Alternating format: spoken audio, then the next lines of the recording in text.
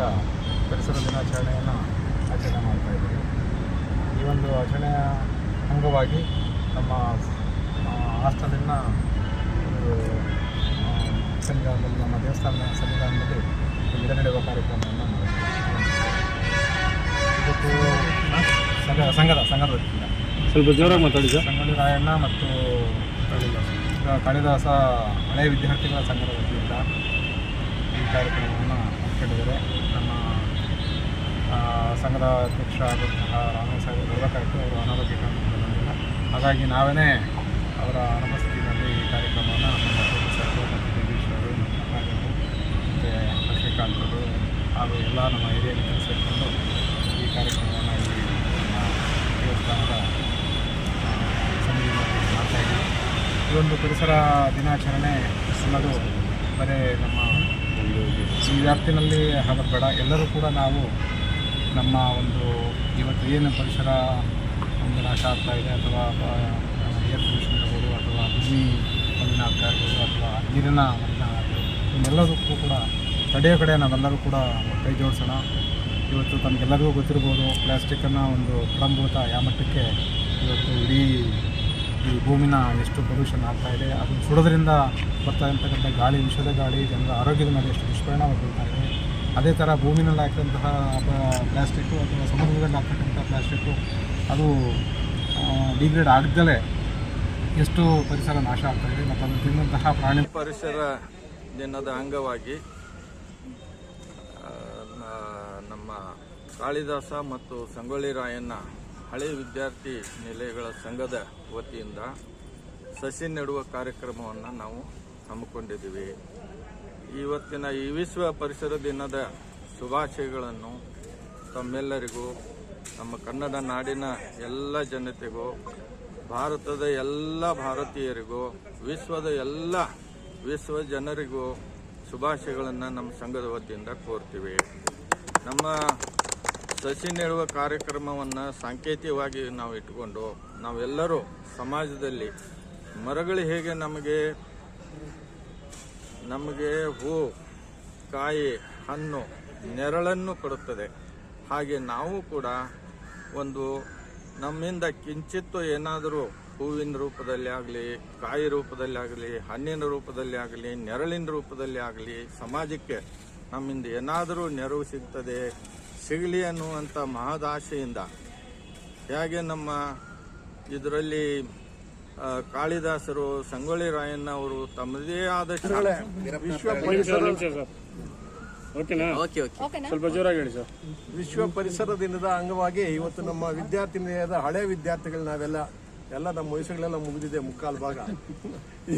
ಇವಾಗ ನಾವು ಒಂದು ಒಳ್ಳೆ ಕಾರ್ಯಕ್ರಮ ಇದನ್ನು ಹಾಕೊಂಡಿದ್ದೀವಿ. ನಮ್ಮ ಜೊತೆ ಯುವಕರಿಗೆಲ್ಲ ಇದೊಂದು ಪ್ರೇರಣೆ. ಯಾಕೆಂದ್ರೆ ಹಿರಿಯರಾದವ್ರು ನಾವು ಕಿರಿಯರಿಗೆ ಮಾರ್ಗದರ್ಶನ ಕೊಡಬೇಕು, ಪರಿಸರ ದಿನದ ಅರ್ಥ ಮಾಡಿಸ್ಕೊಡ್ಬೇಕಾದ್ದು ನಮ್ಮ ಜವಾಬ್ದಾರಿ. ಸೊ ಆ ವಿಚಾರವಾಗಿ ಇವತ್ತು ನಾವು ಈ ಕಾರ್ಯಕ್ರಮ ಹಮ್ಮಿಕೊಂಡು ನಮ್ಮ ಯುವಕರನ್ನೆಲ್ಲ ಕರೆದಿದ್ದೀವಿ, ಯುವಕರೆಲ್ಲ ಬಂದಿದ್ದಾರೆ. ಸೊ ನಮ್ಮ ಜೀವನದೊಳಗೆ ನಾವು ಬೆಳೆಯೋದಲ್ಲ, ನಾವು ಬೆಳೆದು ಬಾಳಿ ಪಡೆದಂಗೆ ಒಂದು ಮರ ನೆಟ್ಟು ಅದು ಬೆಳೆದು ಪರಿಸರಕ್ಕೆ, ಸಮಾಜಕ್ಕೆ ಒಳ್ಳೆ ಗಾಳಿ ಕೊಟ್ಟು ಇಂಗಾಲ ನೆಳ್ಕೊಂಡು, ಯಾಕಂದ್ರೆ ಗಾಳಿ ಮುಖ್ಯ, ಗಾಳಿ ಇಲ್ಲದೆ ಯಾರು ಬದುಕಕ್ಕೆ ಸಾಲಲ್ಲ. ಇವತ್ತು ಗಾಳಿ ಎಷ್ಟು ಕೆಟ್ಟಿದೆ ಅಂತ ನೀವೆಲ್ಲ ನೋಡ್ತಾ ಇದ್ದೀವಿ. ಫಾರೆಸ್ಟು ಅಥವಾ ಮರ ಗಿಡಗಳು ಎಷ್ಟು ಹಾಳಾಗಿದ್ದಾವೆ, ಪರಿಸರ ಏನು ಕೆಟ್ಟಿದೆ ಅಂತಂದು ಎಲ್ಲರಿಗೂ ಗೊತ್ತಿದೆ. ಅದನ್ನು ಎಲ್ಲರೂ ಈ ಥರ ಕಾರ್ಯ ಮಾಡಿ ಒಂದೊಂದು ಸಸಿ ನೆಟ್ಟರು ಸಹ ನಮ್ಮದೊಂದು ಏನೋ ನಾವು ಒಂದು ಪರಿಸರದ ಇಂಪ್ರೂವ್ಗೆ ನಾವು ಏನೋ ಒಂದು ಸಹಾಯ ಮಾಡಿದ್ದೀವಿ, ಏನೋ ಒಂದು ಕಿಂಚ ಸೇವೆ ಮಾಡಿದ್ದೀವಿ ಅನ್ನೋ ಭಾವನೆ ಬರಲಿ ಅಂತ ಈ ಕಾರ್ಯಕ್ರಮ ಹಮ್ಮಿಕೊಂಡಿದ್ದೇವೆ. ಇವತ್ತು ನಮ್ಮ ವಿದ್ಯಾರ್ಥಿನಿಂದ, ಹಳೆ ವಿದ್ಯಾರ್ಥಿನಿಂದ ಎಲ್ಲ ಹಿರಿಯರು ಕಿರಿಯರು ಎಲ್ಲ ಬಂದಿದ್ದಾರೆ. ಇವತ್ತು ಇಲ್ಲಿ ಗಿಡ ನೆಟ್ಟು ಇದೊಂದು ಹೆಮ್ಮೆಯಿಂದ ನಾವು ಇದನ್ನು ಮಾಡಿದ್ದೀವಿ ಅಂತ ನಮಗೂ ಒಂದು ಆತ್ಮಸಂತೋಷ.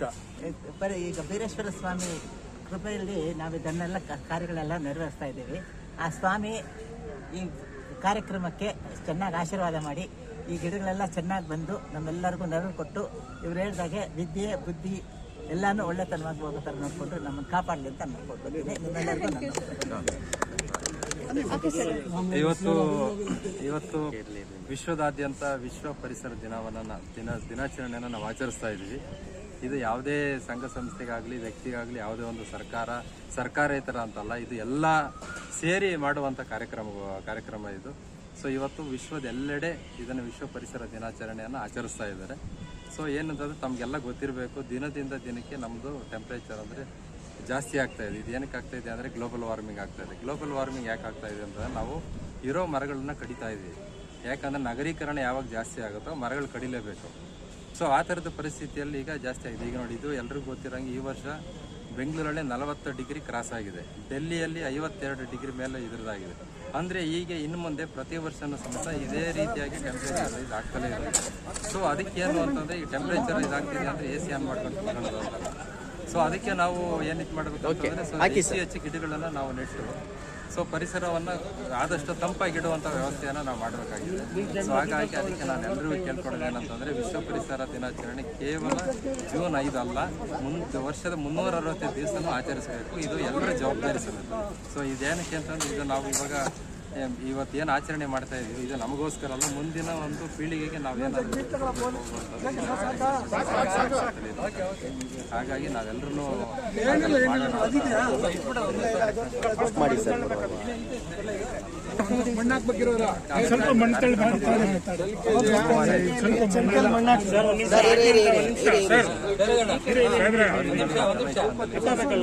ಎಲ್ಲಾ ಕಾರ್ಯಕ್ರಮಗಳು ಅವರು ಬೆನ್ನೆಲುಬಾಗಿ ನಿಂತಿರ್ತಾರೆ. ಅವ್ರಿಗೂ ಸಮೇತ ಇಲ್ಲಿ ನೋಡಿ ಸರ್, ಎಲ್ಲರೂ ಇಲ್ಲಿ ನೋಡಿ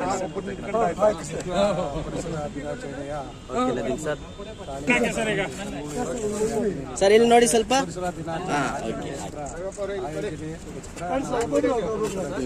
ಸಾಕು ಸಾಕು. ಮುಖಾಂತರ ನಮ್ಮ ಆಂದೋಲನವನ್ನು ಈ ಆಂದೋಲನದಲ್ಲಿ ನಾವು ಗಿಡ ನೆಡೋದು ಸರ್, ಇಲ್ಲಿ ನೋಡಿ. ಮತ್ತೆ ಪ್ರಾಣಿ ಪಕ್ಷಿಗಳಿಗೆ ಹಾಕಿ ಸರ್. ಹಣ್ಣು ಫಲ ಕೊಟ್ಟು ಇದ್ದಂತ ಫಲಗಳಿಂದ ಪ್ರಾಣಿ ಪಕ್ಷಿಗಳು ಬದುಕಿಗೆ ಅನುಕೂಲ ಆಗಿ ನಮ್ಮ ಜನಾಂಗಕ್ಕೂ ಮುಂದಿನ ಪರಿಸರ ಹಾಕಿ, ಜಾಸ್ತಿನೇ ಹಾಕಿ ಸ್ವಲ್ಪ.